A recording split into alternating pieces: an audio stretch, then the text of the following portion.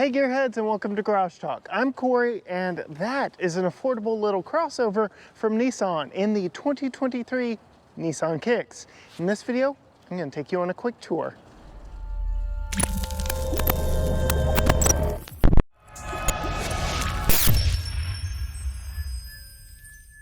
Okay, first things first, I do want to thank Nissan for sending this to us for a week to review. So not only will you get a review from me, but also my wife and son on what it is like living with this 2023 Nissan Kicks. I will start up underneath the hood because this is a prop rod supported hood, and well, I'm gonna have to do a little editing magic here in just a moment, but underneath the hood of this 2023 Nissan Kicks is a 1.6 liter naturally aspirated, so no turbocharger here, 4-cylinder mated to what Nissan calls an Xtronic transmission. In layman's terms, it's a CVT or continuously variable transmission. So no real gears in this one, and you notice that, but we'll talk about that a little bit later. This is good for a quoted best-in-class fuel economy from Nissan. That is their phrasing of 31 city, 36 highway, and 33 combined.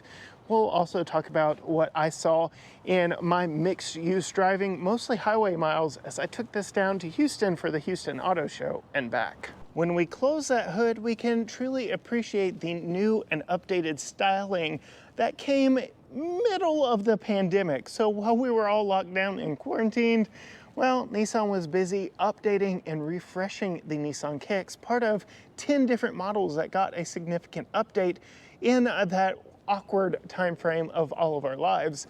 And on this one, you can see LED headlights, LED fog lights, and LED turn signals, and even their LED turn signals on both of the mirrors. So lots of LED lighting on this one. It's very interesting what different brands deem as important on economical vehicles and what they prioritize when it comes to making a cheap vehicle. So apparently Nissan noted that people really want LED lighting, and we have everything even down to the turn signals and fog lights on this one. This one does also have Nissan's surround view monitor, so 360 camera system. You can see that front mounted camera is right here underneath the updated Nissan logo. Taking a step back, it does have a much larger grille than the pre-refresh model and gives it a little more updated and aggressive look. I like it. It's a cute little crossover, and it does the job very nicely. The headlights on this are very unique as well because the entire top of this fender is part of the headlight. This model does replace the Juke in Nissan's lineup, and I've been vocal over my lifetime about how I felt about the Juke. It was not exactly my favorite, and this Kicks, honestly, personally, is not my favorite Nissan, but when you've got everything from a very capable Frontier midsize pickup that won the midsize truck of Texas from the Texas Auto Riders to the new Pathfinder, yeah, of course, yeah, the smallest one is probably not going to be your favorite, but that's not to mean that there isn't a lot to like in this one. The paint color on this one is very favorable to me. I really like this kind of dark gray look with the two-tone option. So we've got the black roof on this one with the gray paint job. It's an additional extra that I think is really worth it. Really makes this thing stand out, as do those black 17-inch wheels. So very nice look to this vehicle, although in the time that I've had this, it's been raining the entire time. And I kind of feel like this paint color disappeared in the rainy weather as I got down to Houston. I mean, it was a torrential downpour, and yes, there were tornadoes sighted in the area around me, but this thing held its own and was very competent. I did mention these 17-inch tires, wheels and tires. They are Firestones, and they are 205/55 R17s. The black wheels are an extra option, or an optional extra. There we go. And I think, again, it really sets off the look of this cute little vehicle. Moving around to the side, you can see we've got some additional roof rails for extra storage if you need to put a roof rack on top. It just helps out the overall appearance of it. And then the design element back here on this back window, yes, we get the floating roof, or that two-tone roof, but you also get this nice little design line that just gives some visual interest in what could be a very boring fender back here. This one probably does not have as much character as the Juke in which it replaces, but there's still a lot of fun stuff going on with this one. So we move around to the back, you can see we have LED running lights, LED brake lights, but interestingly enough, incandescent turn signals. So while we had all LEDs up front, that is not the case when we move around back here to the back. It does look like there should be a full width LED light bar between the tail lights, but that's just a little plastic element. Gives it some visual interest and helps break things up back here. The rear window is very large and easy to see out of. In fact, all of the windows on this are very easy to see out of. So kind of like the Subaru Forester that we've tested here, it's got a very big greenhouse, but that translates to actually being able to see out of it when you're driving it down the road. Being that this is a fairly economical vehicle, there is no power lift gate, but it is very easy to open and close. And you can see when you do, this actually has quite a bit of storage room back here in the back. This is our largest suitcase, and I've been in much larger vehicles that I have not been able to put it in this way. I've had to put it in sideways because the cargo area just was not deep enough. But here, not a problem, and that is a huge plus when it comes to loading luggage or, you know, living life. You want to have some space for your stuff. This even has some bag holders back here on either side, so if you've got some grocery bags or something that you don't want rolling around back here, you can hook those right there and be good to go. This does have child seat top tethers all the way across the back seat, and it is a 60/40 split bench seat, though it doesn't fold completely flat. So the load floor is a little bit lower than the backs of those seats, but it does open up to additional cargo space. And then to close it, well, you close it by hand. So before we get in this one, I do want to show you the key. It is typical Nissan key in its simplicity, but it is an update to their decade-old design. So some flat black plastic on this one, but it does everything you need to without being too bulky and cumbersome. You can see this one's got lock, unlock, panic, and remote start. So if you want to remote start it, you just lock it and hold the remote start button here, and that little 1.6 fires to life. You can just leave it in your pocket, come over here and push the button on the door and get into it, no problem, because it is a proximity key. But I'm gonna get out of the cold weather out there, put my foot on the brake and push the start button that is here on the center console and get in and warm up a little, because it is literally, well, it's warmed up. It's 1 degree above freezing now, but it is quite chilly outside. It actually decided to be January weather here in East Texas. We'll start over here on the door panel, the driver's door panel. So not a whole lot going on. There is a whole lot of black plastic here. It is hard black plastic, so you can hear it is a little scratchy, but that's to be expected in the 20,000 price class. You've got your door handle and your lock unlock right here, but then you have your power window or mirror controls, lock unlock, window lockout. Your front two windows are automatic up and down, whereas the back are just power operated windows there. Nice little handhold here and a little bit of storage down below. Yes, you can see my umbrella because the weather is not great. Right above my left knee, I've got the button for the heated steering wheel. I'm going to go ahead and turn that on. It was an optional extra, but very nice to have. Not quite sure what all these other buttons and blank panels are for, but I'm sure Nissan wants you to customize this and make it truly yours, so you've got that right there. Down below, we've got the release for the fuel door and for the hood, so 2 separate latches there. This one does have the optional ambient lighting down in the footwell, and you can turn it on and off right there or change the color. It is rather dim, and it is too bright outside, even on this gray and gloomy day, to really show it off to you. Just know that that is there. The air vents in this are interesting, fun, cool, quirky, and, you know, round here on the sides and rectangular in the middle. You start to see some of the fun use of textures and colors just over here, but that continues on the passenger side with this dark gray and contrasting orange stitching on the synthetic leather material on the dash and on the seats. So I really like, these are two-tone seats with orange stitching. Orange is one of my favorite colors. I really like the visual interest of having multiple tones on one seat, so having all three is very nice. Before we get too far away from the door, I do want to call into attention, for me at 5'10", this armrest is just a little too low, and up here is a little high and a little too slippery to actually put my arm and leave it there. So trying to find a perfect place for my elbow at 5'10", not ideal, but I was still able to make it for a very comfortable nearly 500 miles in this vehicle. So you can see 498.4 miles so far since we've gotten it, just over 31 mpg, average speed of 42 miles per hour. And yes, I've spent nearly half a day in this vehicle at 11 hours and 45 minutes. But I like how you have different things up there.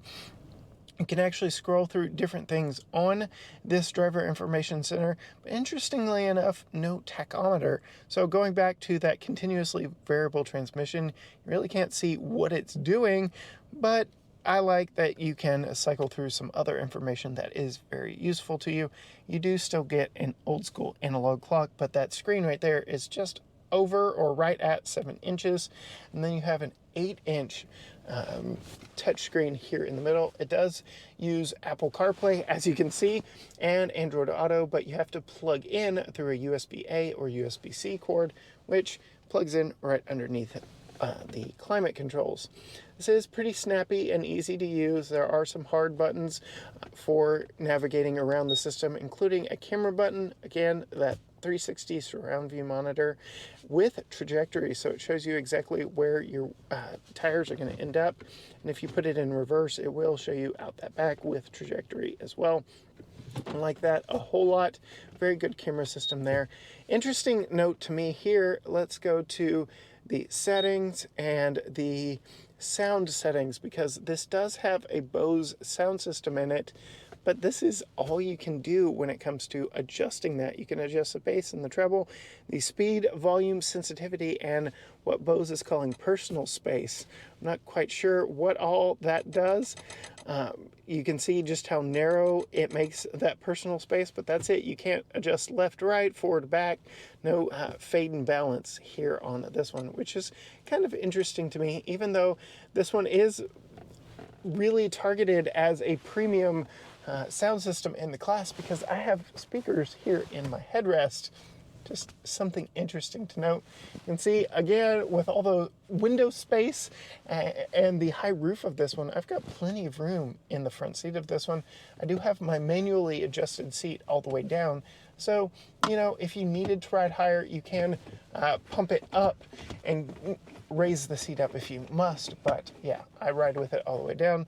Completely manual seat over here, no power options on it whatsoever. But going back to the steering wheel and everything up here, you have all your controls for your radio and that screen I was just showing you up front. And then your adaptive cruise control. So again, going to what Nissan prioritized in getting this vehicle to be an affordable vehicle at just over $27,000. We've got LED lights up front and adaptive cruise control. Again, nearly 500 miles in this vehicle. I can say I really liked having this as a optional extra on this Nissan Kicks. Going back over here, we've got an automatic single zone climate control with heated front seats. They are the seat cushions, seat bottoms, 2-stage, and that is a latching feature, so it remembers where you had it the last time you were in the vehicle. It is fully automatic if you need it to be, but I'm quite comfortable right now. You see electronic parking brake and an auto hold button, so if you get to a complete stop, you can take your foot off the brake and the Nissan will hold it for you. Place to keep your phone, though this is not a Qi wireless charger. I already mentioned the engine start button is right here for that proximity access, and then The gear selector is actually a mechanical lever, so I like that. Just gives you a little bit of mechanical actuation in the whole process. 2 cup holders, forward and aft. The front one sits up a little higher, so if you had a smaller cup, that's where you'd put it. This one is a little bit down lower. And then a small but usable center console. You can put a little bit of stuff in there, including some change right here, because it's not going to rattle quite as much with that little rubber lining. And then coming over to the glove box, you can see a fairly nice sized glove box. That's where all of the window stickers are placed. But that's about it for the front seat. Let's go see what the back seat is like in this Nissan Kicks. All right, I'm back out in the cold and wet, and I don't like it, so I'm gonna get back inside. You can see these back doors open quite wide. It was very easy to get the child seat in and out of it. If you want to see me actually install the child seat, be sure and subscribe so you can see that video when it drops later this week. But I'm going to climb in, close the door so I can warm up, and you can see sitting behind myself at 5'10", nice cutout in the back of the seat here, allowing my knees not to be touching, so I've got plenty of room. I'm quite comfortable behind myself, and that's all you really need, right, is to not be touching the seat in front of you. So that's nice and comfortable. The seat sits up high enough that my legs aren't pointed towards the sky. My knees are not underneath my chin, and it is a very comfortable riding position back here. The seat back is reclined just enough that I don't feel like I'm sitting completely upright. I did mention this is a 60/40 split bench rear seat, but you can see here there is no fold down center armrest or anything in the seat, but you do get a continuation of that two-tone with the orange stitching. If you do want to fold the seats down, you can pull that latch right there and fold the seats down, and you can see now you have access to the back seat storage compartment. And you can see just what I meant earlier about it not being a completely flat load floor. You can see over here there is actually a place to store that seat belt when the seat is folded flat. And then back in the back, we have a hard tonneau cover, is what they call it on the window sticker. This is an optional extra, but it just keeps prying eyes from seeing what you have underneath. And it is attached to the hatch back there in the back. But all around, a very comfortable back seat. Not a lot of amenities back here.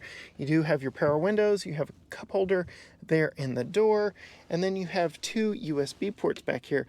And it looks like they are both USB-A, so a little bit of old school technology back here, even though there is that one USB-C up front. They are covered so that you don't have to worry about dust or anything getting into them. No map pocket here on the driver's side, but the passenger side has a nice sized map pocket right there. And then we've got dark floors in this, so don't really have to worry about them getting dirty.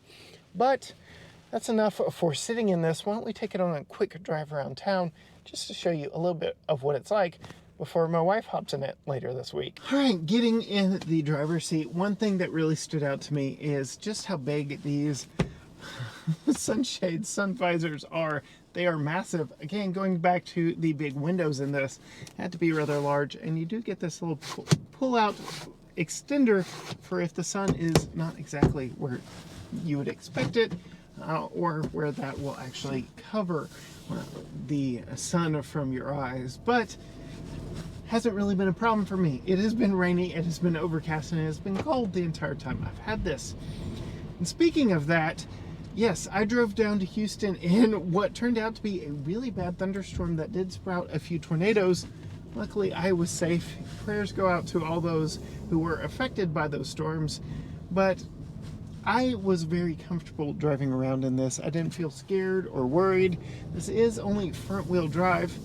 And while, yes, it is not the most powerful and the CVT is not my favorite, it does make for a great commuter vehicle.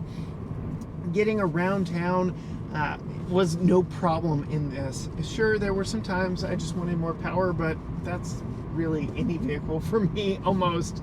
So this was a very competent vehicle in my time with it, and brings me to exactly who I could see this being for.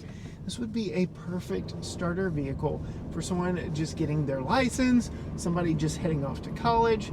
This really would be a good vehicle for those types of scenarios because there's a lot of safety tech built into this one.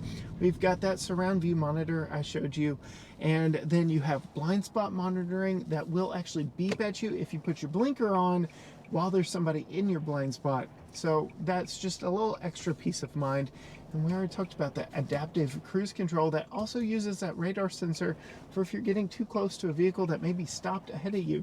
So it gives you some auditory warnings letting you know, hey, pay attention and make sure you're following along and actively driving the vehicle. It is a very good, very solid vehicle.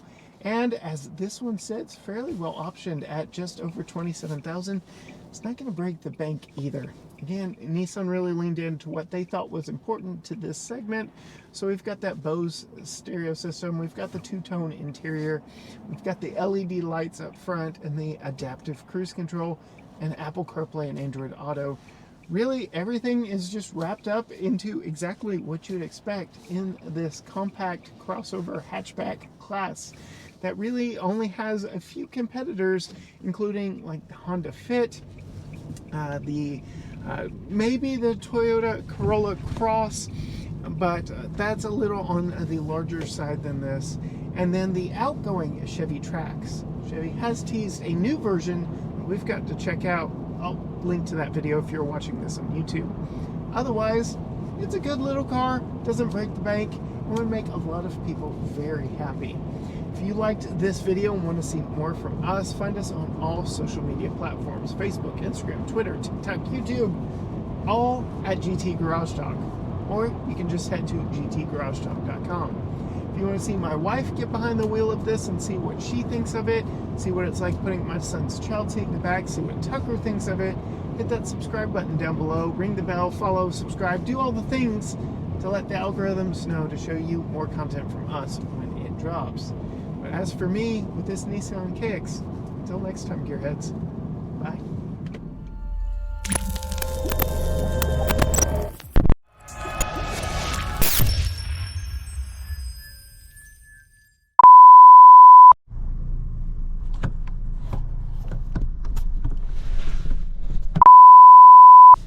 All right, so getting in the... Dang it. You serious right now? You serious? Good help is hard to find. See, that wasn't so bad. Why are you acting up back there?